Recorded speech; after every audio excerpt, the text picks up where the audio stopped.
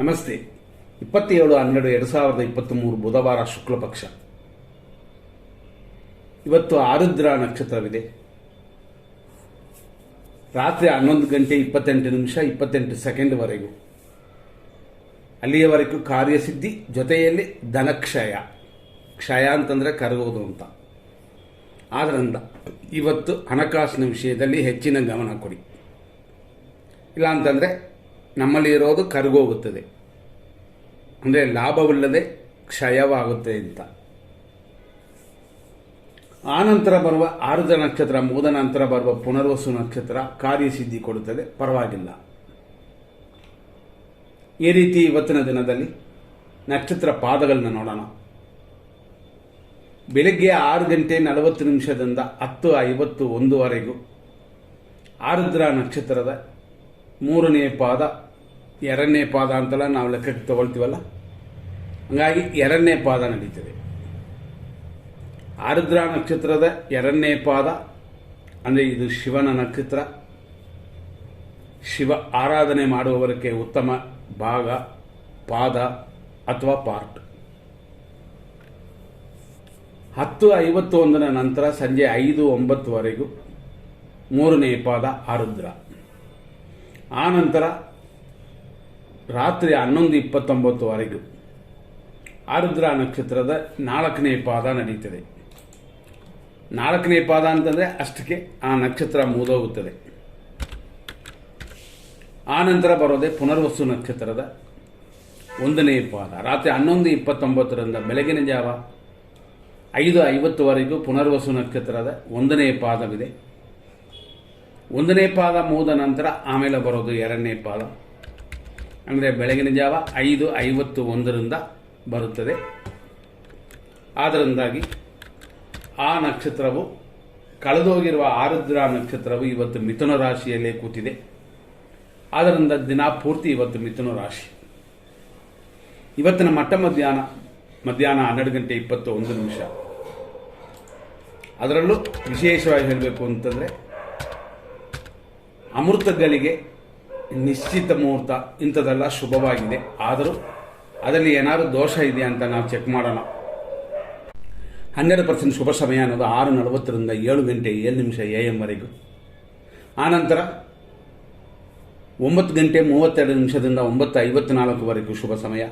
11:40 11:56 ಶುಭ ಸಮಯ. ಮಧ್ಯಾಹ್ನ 1:48 3:04 ಶುಭ ಸಮಯ. ಆಮೇಲೆ ನೋಡಿದ್ರೆ ಸಂಜೆ 5:10 ಮೇಲೆ ಶುಭವಾಗಿದೆ. ಇವತ್ತು ಅಶುಭ ಸಮಯ ಅಂದರೆ 100% ಅಶುಭವಾಗಿರುವಂಥ ಸಮಯಗಳು ಅಂತಂದರೆ 7:09 8:49 ಇದು ನಕ್ಷತ್ರ ವಿಷಘಟಿಕಾ ಕಾಲ. ಆದ್ದರಿಂದಾಗಿ ಇವತ್ತಿನ ಆರುದ್ರ ನಕ್ಷತ್ರದವರು ಗಮನ ಕೊಡಿ. ಶಿವನನ್ನು ಆರಾಧನೆ, ಶಿವನ ಪೂಜೆ, ಧ್ಯಾನ ಇದು ಉತ್ತಮ. ನಂತರ ನೋಡುವಂಥದ್ದೇನೆಂದರೆ 8:05 9:30 ಯಮಗಂಡ ಕಾಲವಿದೆ. 9:56 11:38 ಮೃತ್ಯು, ಪ್ರಯಾಣಗಳಲ್ಲಿ ಎಚ್ಚರ, ಆಪರೇಷನ್ ಮಾಡೋದು ಈ ಸಮಯ ಬೇಡ. ಅದೇ ಥರ 11:38 ಮೃತ್ಯು ಮುಗಿತೆ ಅಂತಂದರೆ 11:58 12:43 ದುರ್ಮುಹೂರ್ತ.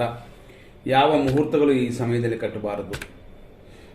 ರಾಹುಕಾಲ ಬರುವಂಥ ಸಮಯ 12:21 1:46 PM ನಂತರ 3:06 ಸಂಜೆ 5:08 ಮೃತ್ಯು ಇದೆ. ಈ ಸಮಯಗಳನ್ನ ನೋಡಿಕೊಂಡು ನಿಮ್ಮ ಕಾರ್ಯಗಳನ್ನ ಮಾಡಿ, ಇಲ್ಲವಾದರೆ ದೋಷಗಳು ಬರುತ್ತದೆ. ನಂತರ ನೋಡುವಂಥ ಈ ಸಮಯದಲ್ಲಿ ಇನ್ನು ಕೆಲವು ವಿಷಯಗಳನ್ನ ನೋಡೋಣ. ಏನೆಲ್ಲ ನೋಡ್ತೀವಿ ಅಂದರೆ ಅಭಿಜಿತ್ ಮುಹೂರ್ತವನ್ನು ನೋಡೋಣ. ಇವತ್ತು ಅಭಿಜಿತ್ ಮುಹೂರ್ತವೇ ಇಲ್ಲ. ಆದ್ದರಿಂದಾಗಿ ಖಂಡಿತ ಗಮನ ಕೊಡಬೇಕು. ಧನಕ್ಷಯ ಇರೋದರಿಂದ ಯಾರೇ ಆದರೂ ಹಣಕಾಸಿನ ವ್ಯವಹಾರ ಮಾಡೋಕ್ಕೋಗಬೇಡಿ. ಅದರಲ್ಲೂ ಆರುದ್ರ ನಕ್ಷತ್ರದವರು. ನಂತರ ನೋಡುವಂಥ ಸಮಯಗಳು ಹಂಗೆ ಅಂತಂದಾಗ ಈ ಸಮಯದಲ್ಲಿ ಅಂತಂದರೆ 6:40 7:36 ಬುಧ ಹೊರೆ ಇದೆ. ಆದರೂ 6:40 7:07 ಬುಧ ಹೊರೆ ಶುಭವಾಗಿದೆ. ವಿದ್ಯಾರ್ಥಿಗಳಿಗೂ, ವ್ಯಾಪಾರಿಗಳಿಗೂ, ಪ್ಲಾನ್ ಮಾಡುವವರಿಗೂ ಉತ್ತಮ ಸಮಯವಿದೆ. ಇದೇ ಸಮಯದಲ್ಲೇ ಲಾಭವೂ ಇದೆ. ಆದ್ದರಿಂದಾಗಿ 7:46 ಶುಭವಾಗಿದೆ. ಆದರೂ ನಾವು ಸೆಲೆಕ್ಟ್ ಮಾಡ್ಕೋಬೇಕಾಗಿರುವ ಸಮಯ 6:40ರಿಂದ 7 ಗಂಟೆ 7 ನಿಮಿಷದವರೆಗೂ. ಇದರಲ್ಲಿ 26 ನಿಮಿಷಗಳ ಮೇಲೆ ಇದೆ. ಆದ್ದರಿಂದ ಪ್ರಾರಂಭ ಮಾಡುವಂಥದ್ದು ಮಾತ್ರನೇ ಇಲ್ಲಿ ಇಂಪಾರ್ಟೆಂಟ್ ಆಗಿರುತ್ತದೆ. ಮುಗಿಯೋದು ಎಷ್ಟೊತ್ತಿಗೆ ಬೇಕಾದರೂ ಇರಬಹುದು. ಈ ರೀತಿಯಾಗಿ ಇವತ್ತಿನ ಸಮಯದಲ್ಲಿ ಮತ್ತೊಂದು ಒಳ್ಳೆಯ ಸಮಯವನ್ನು ನೋಡೋಣ. ಇದನ್ನು ನಾವು ಚಂದ್ರಹೊರೆ ಅಂತಂತೀವಿ. ಆದರೆ ಚಂದ್ರಹೊರೆ ಇವತ್ತು ಶುಭಕರವಾಗಿ ಕಾಣಿಸಲಿಲ್ಲ. ಮತ್ತು ಇನ್ನೊಂದು ಒಳ್ಳೆಯ ಸಮಯ ಅಂತ ಹುಡುಕಿದ್ರೆ ಇದನ್ನು ಧನಲಾಭ ಕಾಲ ಅಂತಂತೀವಿ. ಈ ಸಮಯದಲ್ಲಿ 8:05ರಿಂದ 9 ಗಂಟೆ 54 ನಿಮಿಷದವರೆಗೂ ಶುಭವಾಗಿದೆ. ಆದರೂ ನೀವು ಪ್ರಾರಂಭ ಮಾಡಬೇಕಾಗಿರುವ ಸಮಯ ಅಂತಂದರೆ 9 ಗಂಟೆ 30 ನಿಮಿಷದ ಒಳಗಡೆ. ಇದೆಲ್ಲ ನಾವು ನೋಡಿದ್ರು ಇವತ್ತಿನ ತಿಥಿಯನ್ನು ನೋಡಬೇಕು. ತಿಥಿಯಲ್ಲೇ ಕೆಲವು ವಿಷಯಗಳನ್ನ ನಾವು ಕಂಡುಹಿಡಿಯೋಕ್ಕಾಗುತ್ತದೆ. ಶುಭ ದಿನವ ಇಲ್ಲವಾ ಅಂತ. ಹುಣ್ಣಿಮೆ ಮುಗಿದ ಮೇಲೆ ಬರೋದು ಪ್ರಥಮ ಅಂತ, ಪ್ರತಿಪಾದ ಅಂತಂತಾರೆ, ಪ್ರತಿಪದ ಅಂತಂತಾರೆ, ಪ್ರಥಮ ಅಂತಂತೀವಿ. ಇವತ್ತು 6:40ರಿಂದ ಅಂದರೆ ಬೆಳಗ್ಗೆಯಿಂದ ದಿನ ಪೂರ್ತಿ ಪ್ರಥಮ ಇರೋದರಿಂದ ಮುಹೂರ್ತ ಕಾರ್ಯಗಳನ್ನ ಮಾಡೋಕ್ಕೆ ಉತ್ತಮ ಸಮಯವಿಲ್ಲ. ಆದರೂ ನಾವು ಕೊಡುವಂಥದ್ದು ಏನಕ್ಕೆ ಅಂತಂದರೆ ಎಮರ್ಜೆನ್ಸಿಗೆ, ಅವಸರ ಕಾಲಕ್ಕೆ, ಆಸ್ಪತ್ರೆ ಮುಂತಾದ ಅವಸರ ಕಾಲಕ್ಕೆ ಇದನ್ನು ಉಪಯೋಗಿಸಬೇಕು. ಒಳ್ಳೆಯ ಟೈಮ್ನ. ಕೆಟ್ಟ ಟೈಮಲ್ಲಿ ಅದೂ ಬೇಡ. ಯಾಕೆಂದರೆ ಪ್ರಥಮ ಬಂದಿದೆ, ಇದರಲ್ಲಿ ಧನಕ್ಷಯವೂ ಕೂಡಿ ಬಂದಿದೆ. ಆದ್ದರಿಂದಾಗಿ ಎಚ್ಚರ. ನಾವು ನೋಡುವ ಈ ವಿಷಯಗಳಲ್ಲಿ ಮತ್ತಷ್ಟು ವಿಷಯಗಳನ್ನ ನೋಡೋಣ. ಹೇಳಿದಂತೆ ಅಲ್ಲಿಯವರೆಗೂ ಅಂತಂದರೆ ಆರುದ್ರ ನಕ್ಷತ್ರ ಇರುವ 11:52 ಅದು ಪೂರ್ತಿ ಅಲ್ಲಿವರೆಗಿದೆ. ಆದರೂ ನಾವು ಕೊಟ್ಟಿರೋದು 11:28 ಸೆಕೆಂಡ್ ಅಂತ ಕೊಟ್ಟಿದ್ದೀವಿ. ಈವರೆಗಾದರೂ ನೀವು ಎಚ್ಚರವಾಗಿರಬೇಕು. ಆರುದ್ರ ಅನ್ನೋದು ಮಿಥುನ ರಾಶಿಯಲ್ಲಿ ಬರುತ್ತದೆ. ಮಿಥುನ ರಾಶಿ ಅನ್ನೋದು ಜೋಡಿಗಳು ಸ್ವಲ್ಪ ಗಮನವಾಗಿರಿ. ನಾವು ಹೇಳಿದಂತೆ ಕೆಲವು ವಿಷಯಗಳಿಗೆ. ನಂತರ ನೋಡುವಂಥ ಇನ್ನೊಂದು ಸಮಯ, ಈ ಸಮಯ ಗುರು ಹೊರೆ. ಇದು 9:30ರಿಂದ ಪ್ರಾರಂಭವಾಗುತ್ತದೆ. ಹಂಗಾಗಿ 9:32ರಿಂದ 9 ಇದರಲ್ಲಿ ವಿಶೇಷವಾಗಿ ಇನ್ನು ಒಂದನ್ನು ಗಮನಿಸಬೇಕು. 10:27ವರೆಗೂ ಗುರು ಹೊರೆ ಇರುತ್ತೆ ಅಂತ ಕೊಟ್ಟಿರುತ್ತಾರೆ. ಆಗ ನಾವು ಎಷ್ಟರಲ್ಲಿ ಮುಗಿಸ್ಬೇಕು ಅಂತಂದರೆ 9:32ರಿಂದ 9:54 ಒಳಗಡೆ ಗುರು ಹೊರೆ ಶುಭಕರವಾಗಿರುತ್ತೆ. 10:27ವರೆಗೂ ಇರುತ್ತದೆ. ಆದರೂ ಅದರಲ್ಲಿ ದೋಷ ಬಂದುಬಿಡುತ್ತದೆ. ಯಾಕೆಂತಂದರೆ ಮೃತ್ಯು ಬರುತ್ತೆ ಅಂತ. ಅದರಿಂದ ಗಮನ.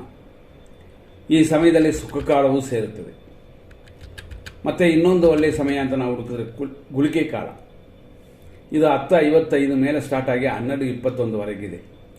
ಆದರೂ ಇದರಲ್ಲಿ 11:40ರಿಂದ 11:56ವರೆಗೂ ಶುಭಕರವಾಗಿದೆ. ಮತ್ತೊಂದು ಒಳ್ಳೆಯ ಸಮಯ ಅಂತಂದರೆ ಶುಕ್ರ ಹೊರೆ ಅಂತ. ಶುಕ್ರ ಹೊರೆ 12:21ಕ್ಕೆ ಪ್ರಾರಂಭವಾಗುತ್ತದೆ. 1 ಗಂಟೆ 17 ನಿಮಿಷಕ್ಕೆ ಮುಗೀತದೆ. ಆದರೆ ಈ ಶುಕ್ರ ಹೊರೆ ಅಷ್ಟೊಂದು ಶುಭಕರವಾಗಿಲ್ಲ. ಏಕೆಂತಂದರೆ 12 ಗಂಟೆ 43 ನಿಮಿಷದವರೆಗೂ ದುರ್ಮುಹೂರ್ತ, ಅದರಲ್ಲೇ ರಾಹು ಕಾಲವು ಬರೋದರಿಂದ ಇದು ಬೇಡ. ನಂತರ ನೋಡುವಂಥ ಇನ್ನೊಂದು ಸಮಯ, ಇದರಲ್ಲಿ ಉತ್ತಮವಾಗಿರುವಂಥ ಸಮಯ 2:14ರಿಂದ 3 ಗಂಟೆ 4 ನಿಮಿಷದವರೆಗೂ ಚಂದ್ರ ಹೊರೆ, ದೇವಿ ಪ್ರಾರ್ಥನೆಗೆ ಉತ್ತಮ ಸಮಯ. 2/11/20ನೇ ತಾರೀಕಲ್ಲಿ ಹುಟ್ಟಿದವರಿಗೆ ಉತ್ತಮ ಸಮಯ. ಮಧ್ಯಾಹ್ನ 3 ಗಂಟೆ 11 ನಿಮಿಷದ ಮೇಲೆ 4 ಗಂಟೆ 36 ನಿಮಿಷದವರೆಗೂ ಅಮೃತ ಗಳಿಗೆ ಇದೆ. ಆದರೂ ಈ ಅಮೃತ ಗಳಿಗೆ ಇವತ್ತು ಸ್ವಲ್ಪ ದೋಷವಿದೆ. ಏಕೆಂತಂದರೆ ಮೃತ್ಯು ಇರೋದರಿಂದ ಶುಭವಲ್ಲ. ನಂತರ ನೋಡುವಂಥ ಇನ್ನೊಂದು ಒಳ್ಳೆಯ ಸಮಯನ ಹುಡುಕೋಣ. ಯಾಕೆಂತಂದರೆ ಸಂಜೆಯ ಒಳಗಡೆ ಬರುವಂಥ ಸಮಯಗಳನ್ನ ಹುಡುಕಿದ್ರೆ ಚೆನ್ನಾಗಿರುತ್ತದೆ ಅಂತ. ಗೋಧೂಳಿ ಮುಹೂರ್ತ ಬರುವ ಸಂಜೆ 5:59ರಿಂದ 6:25ವರೆಗೂ ಒಂದು ಶುಭ ಸಮಯ. ಆದರೂ ನಾವು ಇದರಲ್ಲಿ ಏನು ಮಾಡ್ತೀವಿ ಅಂತಂದರೆ 6 ಗಂಟೆ 25 ನಿಮಿಷದ ಒಳಗಡೆ ಪ್ರಾರಂಭ ಮಾಡಿಬಿಡಬೇಕು. ಎಷ್ಟೊತ್ತು ಆದರೂ ಆಮೇಲೆ ದೋಷ ಬರೋದಿಲ್ಲ. ಈ ರೀತಿ ಇವತ್ತಿನ ದಿನವನ್ನು ಆಚರಿಸಿ ನಿಮ್ಮ ಕಾರ್ಯಗಳನ್ನ ಮಾಡಿ. ಎಂದಿನಂತೆ ನೋಡುವ ಬ್ರಹ್ಮ ಮುಹೂರ್ತ ಇವತ್ತು ಶುಭಕರವಾಗಿದೆ. ನಾವು ಹೇಳಿದಂತೆ ಪುನರ್ವಸು ನಕ್ಷತ್ರ ಬಂದಿದೆ, ಕಾರ್ಯಸಿದ್ಧಿ ಇದೆ ಅಂತ. ಆದ್ದರಿಂದಾಗಿ ಇದು ದೋಷವಲ್ಲ. ಮತ್ತು ಇವತ್ತಿನ ಯಾವ ನಕ್ಷತ್ರಕ್ಕೆ ಹೆಂಗಿರುತ್ತೆ ಅಂತ ನೋಡೋಣ. ಇವತ್ತಿನ ದಿನ ಪ್ರಕಾರ ಅಶ್ವಿನಿ ನಕ್ಷತ್ರ ಮೇಷರಾಶಿಯವರಿಗೆ ಖಂಡಿತವಾಗಿ ಮಿತ್ರಧಾರೆ ಲಾಭವಾಗಿ ಕೂಡಿ ಬರುತ್ತದೆ ರಾತ್ರಿಯವರೆಗೂ. ಭರಣಿ ನಕ್ಷತ್ರ ಮೇಷರಾಶಿಯವರಿಗೆ ಪ್ರತ್ಯೇಕ ತಾರೆ ಅನುಕೂಲವಿಲ್ಲ, ದ್ರವ್ಯ ಲಾಭ ಇದೆ, ಎಂದಿನಂತೆ ಬರುವುದಕ್ಕೂ ತೊಂದರೆ ಇಲ್ಲ. ಕೃತಿಕಾ ನಕ್ಷತ್ರ ಮೇಷರಾಶಿ ಕ್ಷೇಮವು ದ್ರವ್ಯ ಲಾಭವೂ ಉಂಟು. ಕೃತಿಕಾ ನಕ್ಷತ್ರ ವೃಷಭ ರಾಶಿ ಅಂದರೆ 2, 3, 4ನೇ ಪಾದಗಳಲ್ಲಿ ಹುಟ್ಟಿದವರಿಗೆ ಕ್ಷೇಮವು, ಅದೇ ಸಮಯದಲ್ಲಿ ಧನಹಾನಿ ಉಂಟು. ಹಂಗಾಗಿ ಹಣಕಾಸಿನ ವಿಷಯ ಮಾತ್ರ ಎಚ್ಚರ. ರೋಹಿಣಿ ನಕ್ಷತ್ರ ವೃಷಭ ರಾಶಿಯವರಿಗೆ ಖಂಡಿತ ಉಪಯೋಗ ಆಗುವಂಥ ಶುಭ ದಿನವಲ್ಲ, ಹೆಚ್ಚಿನ ಗಮನ. ಮೃಗಶೀರ್ಷ ನಕ್ಷತ್ರ ವೃಷಭ ರಾಶಿ ಸಂಪತ್ತಿದೆ, ಸೇಮ್ ಟೈಮಲ್ಲಿ ಧನಹಾನಿಯೂ ಬರುತ್ತದೆ. ಹಂಗಾಗಿ ಇರುವಂಥದನ್ನು ಬರುವಂಥದನ್ನು ಭದ್ರವಾಗಿ ಇಟ್ಕೊಂಡೇ ದೋಷವಿಲ್ಲ. ಮೃಗಶೀರ್ಷ ನಕ್ಷತ್ರ ಮಿಥುನ ರಾಶಿ ಸಂಪತ್ತಿದೆ, ಶರೀರ ಸುಖವು ಕೂಡಿ ಬರುತ್ತದೆ. ಆರುದ್ರ ನಕ್ಷತ್ರ ಮಿಥುನ ರಾಶಿ ಜನ್ಮತಾರೆಯೂ ಶರೀರ ಸುಖವೂ ಉಂಟು. ಪುನರ್ವಸು ನಕ್ಷತ್ರ ಮಿಥುನ ರಾಶಿ 1, 2 ಮತ್ತು 3ನೇ ಪಾದಗಳಲ್ಲಿ ಜನನವಾದವರಿಗೆ ಖಂಡಿತವಾಗಿ ಮಿತ್ರರಿಂದಲೂ ತಿಳಿದವರಿಂದಲೂ ಅನುಕೂಲ ಉಂಟಾಗುತ್ತದೆ, ಶರೀರ ಸುಖವೂ ಉಂಟು. ಪುನರ್ವಸು ನಕ್ಷತ್ರ 4ನೇ ಪಾದ ಕರ್ಕಾಟಕ ರಾಶಿಯಲ್ಲಿ ಜನನವಾದವರಿಗೆ ಪರಮ ಮಿತ್ರಧಾರೆ ಇದೆ, ತಿಳಿದವರಲ್ಲಿ ಚೆನ್ನಾಗಿ ಆಗಿ ಬರುತ್ತದೆ ಅನ್ನುವ ಅವರಿಂದ ಕಲಹಗಳು ಬರಬಾರದು, ಅದು ನಿಮ್ಮ ಕೈಯಲ್ಲಿದೆ. ಪುಷ್ಯ ನಕ್ಷತ್ರ ಕರ್ಕಾಟಕ ರಾಶಿ ಮಿತ್ರಧಾರೆ ವ್ಯಯಗಳೆಲ್ಲ ಉಂಟು. ಆಶ್ಲೇಷ ನಕ್ಷತ್ರ ಕರ್ಕಾಟಕ ರಾಶಿ ಟೆನ್ಷನ್ ಉಂಟು, ವ್ಯಯಗಳೂ ಇದೆ. ಇದನ್ನೆಲ್ಲ ಅವಾಯ್ಡ್ ಮಾಡಬೇಕು. ದೇವರ ಪ್ರಾರ್ಥನೆ ಖಂಡಿತವಾಗಿ ನಿಮ್ಮನ್ನು ಕಾಪಾಡುತ್ತದೆ. ಮಖ ನಕ್ಷತ್ರ ಸಿಂಹರಾಶಿ ಅನುಕೂಲ, ಇಷ್ಟಾರ್ಥ ಸಿದ್ಧಿ. ಹಂಗಾಗಿ ಇವತ್ತಿದು ಶುಭ ದಿನವಾಗಿದೆ. ಆದರೆ ಹಣಕಾಸಿನ ವ್ಯವಹಾರ ಮಾತ್ರ ಯಾರೇ ಆದರೂ, ಯಾವ ನಕ್ಷತ್ರ ಯಾವ ರಾಶಿಯವರಾದರೂ ಎಚ್ಚರ.